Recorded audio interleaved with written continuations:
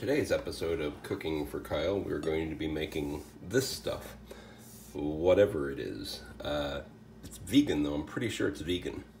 Now wait, why won't you tell me what you're going to do with this? For this meal, you're going to need many things, probably more than what I'm showing here, but this will get you started. I need some chicken. It can be thigh or breast or whatever. I got breast here. I'm only going to use half of this chicken for this meal, but I'm going to use the other half for a later meal, so I'm going to start preparing that for that. I don't think that's vegan. Need some rotel, a box of pasta, about a pound, any kind of pasta you prefer. I like pen for this. Some chipotle chili powder, some cumin, your favorite.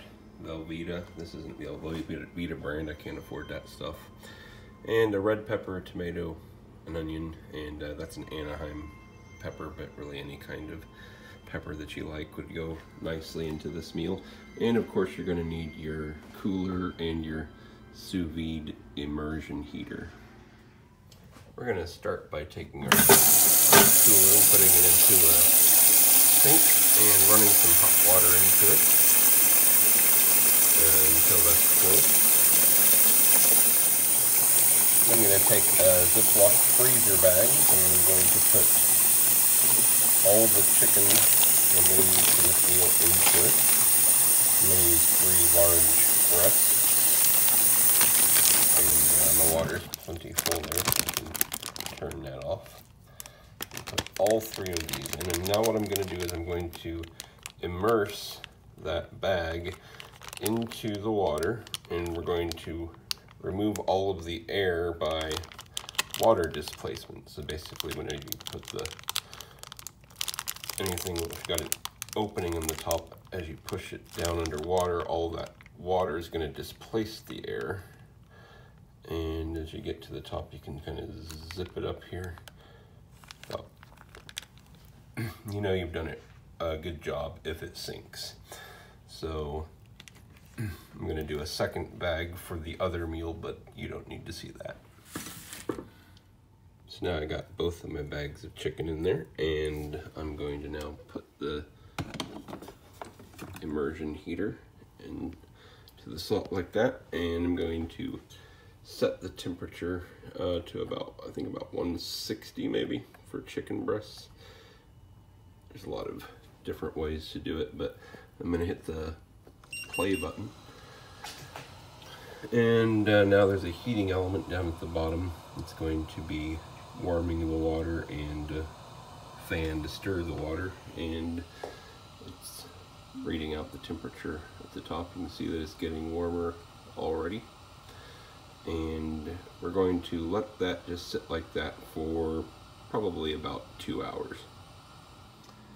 So in a little bit we're going to be putting some things on the stove to saute, and I wasn't going to make the video longer by showing you how to cut up vegetables, because I figure you can probably figure that out. But one thing that is a little different sometimes is garlic. Garlic can be a big pain to peel. I like this thing, little rubber tube with little nubs inside of it, so you stick the garlic inside and then you just kind of do that, and it pulls the skin right out. Now it's ready to dice.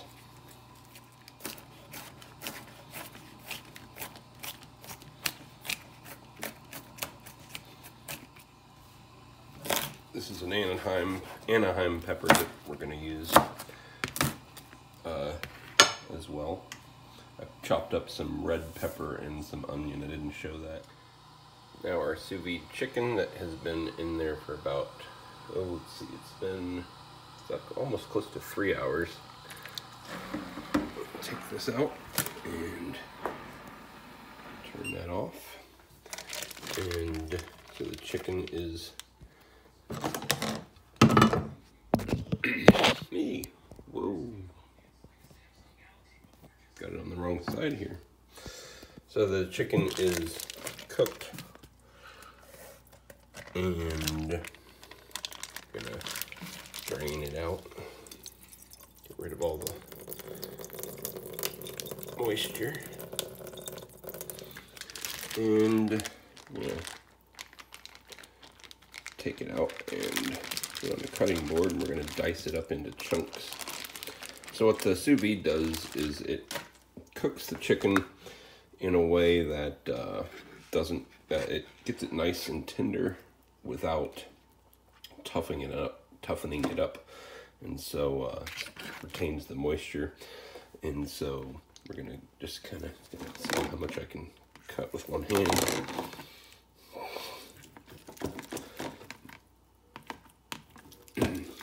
So I'm gonna dice these up into little chunks.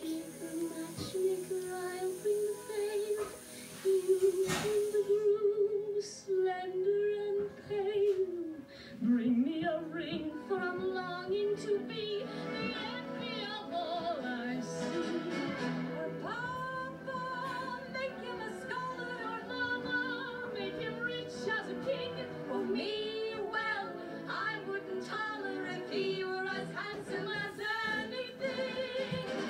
Matchmaker, matchmaker, make me a match. Find me a find, catch me a catch. Night after night in the dark, I'm alone, so find me a match of my own. We're looking at like, 1/2 inch, 3/4 inch chunks. Make them the size that you would want the chicken chunk in your casserole to be, because ultimately we're pretty much making a casserole. Not a hot dish Barbie, a casserole.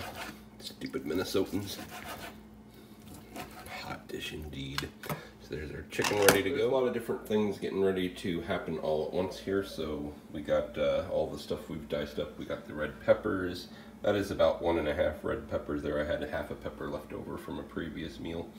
And garlic, onion, that's 1 onion. There's an Anaheim pepper. There's the 3 large chicken breasts chunked up. I took a pound of Velveeta and cubed it, and because I know that Kyle loves Velveeta, and we're going to use some fresh tomato, and there's our pasta that we're going to be using.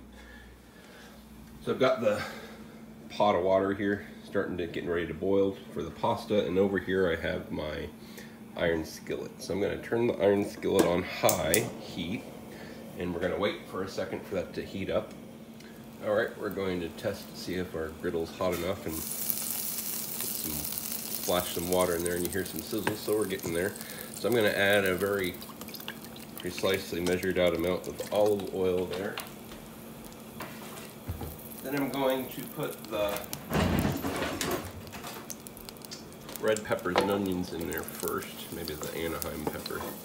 Basically everything but the garlic, because you don't want to overcook garlic. It gets bitter if you overcook it. Garlic can be put in at the very end. This isn't the ideal way to put your veggies in, but I was running out of cutting boards. We're going to put that in there. We're going to splash it around. We're going to want to turn on the oven. I'm going to go with a convection bake of about 425. It's going to be pretty hot because we're not going to need it in there very long, because everything's going to be pretty well cooked before we put it in. We just want to kind of give it a crisp on top to this. So it's starting to sizzle up a little bit here. Let that go a little bit longer. Now we're going to want this stuff to be ready at about the same time as the pasta, so that we can combine it to the casserole. The pasta penne, it says take about 11 minutes, and I think that's a pretty good estimate for about how much longer we've got on this. So I'm going to go ahead and... Oops, I just remembered I didn't put any salt in here. Add a little salt to the water. I don't know why everyone says fine chefs do that. And I'm gonna dump that in there and give it a little bit stir there. And back here, I think we've got a minute or so left before we pretty soon to be ready for garlic. We can go ahead and put the garlic in now.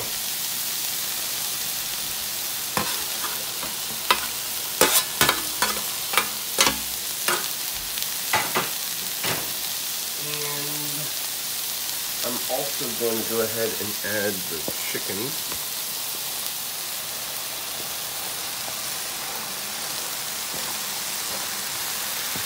And the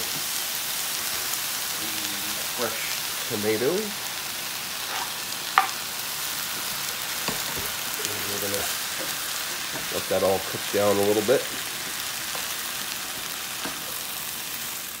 Another thing you need to remember is that when you put the pasta in, you got to look at the time. And I didn't, but I'm going to guess that I put the pasta in about 2 minutes ago, so call it 6:07, so we should give it about 9 more minutes. So let's set the timer for 9 minutes.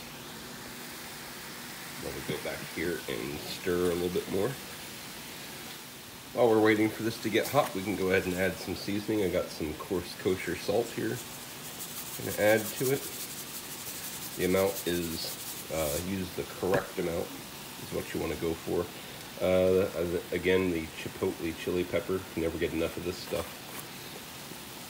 I have no idea. About that much. Maybe a little more if it doesn't taste good enough. And then I like cumin. Can't get enough cumin. So we're going to put some cumin in here. It's sort of a Mexicali sort of inspiration. And might as well go ahead and add the Rotel now. I like the hot. You can get the super hot, though Kyle really wants the hotter stuff. So. Alright, we're going to mix that up, and once it starts getting warm, we'll add the cheese. So now we're going to go ahead and add the Velveeta cubes. And as soon as those get melted down, we'll be pretty much ready to make our casserole. The pasta has about 5.5 minutes left on it, so that's should be timed just about right. So now we've got a nice melted slurry here, and it's bubbling. It's nice and hot. I'm going to go ahead and turn it off. We've got about 1.5 minutes till the pasta is ready to drain, and pick it up from there. So we're going to bake this in a casserole dish, and don't worry, that's just the oven saying it's hot. We're going to spray it down a little bit to minimize whatever sticking might occur. And then this is where we're going to pour everything. Alright, so wish me luck. I'm going to try to do all this one-handed here. So there's our pasta timer. And turn off the pasta. And gonna drain the water out of the colander. And shake it out. And then we're going to pour that into the casserole dish. And now I think I'm going to get the stand for this next part. You're going to see why. So I'm going to take all of that goop I just made, pour it in on top of the pasta. And we're steaming up the lens. I don't know if you can see anything. I'm going to now kind of mix it up a bit so that we get everything nice and intermingling. All the pasta immersed in all of the sauce, if you want to call it a sauce. And I don't even know the word. You need a special word for the goop in the middle of a casserole. Oh, I forgot cream of mushroom soup. I made a casserole without cream of mushroom soup. Heather's gonna be pissed. And then I'm gonna top it off with some shredded cheese. I'm using Colby Monterey Jack, but just about anything would work, I think. And we're gonna go ahead and stick this in the oven. Can I do this? Can I do this?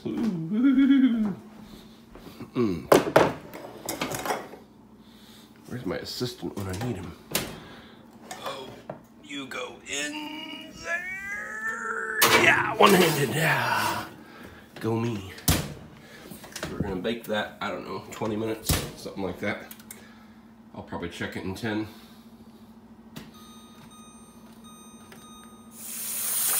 And a word about taking care of your iron skillet. You want to make sure your ironware doesn't lose its lovely coating. You can use soap, people say, but my grandma wouldn't have allowed it, so I'm not going to do it. Just use a scouring brush here and get all the stuff out of there. Get it nice and clean. And then we want to put it back on the stove and turn the heat on. We're going to let that get dry with heat, and then we're going to spray it down with some oil for seasoning. So you can see it drying off there. It's a nice, just a little bit of moisture there in the, I'd say the corner, but I guess it's a circle. So, yep, good and dry now, and we're going to spray it down with some oil, turn it off, and we're good to go for next time.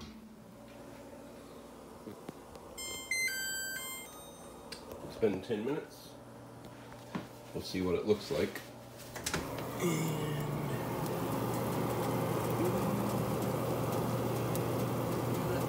And maybe good enough. Hard to tell. It's kind of crisping up on top. I might give it just a couple more minutes. It's been about 3 more minutes. And yeah, I think, oh, get my finger out of there. I think we're gonna call this good enough. So we're gonna let it sit on the counter for maybe 5 minutes or so to cool off a bit before we start digging in. And as always, the most critical element of the meal, the plating of it. I'm going to use a spoon, and I'm going to take the spoon and put the casserole out of the dish onto the plate so that it can be eaten. And there we go. Vegan chicken pasta. Sure it's vegan.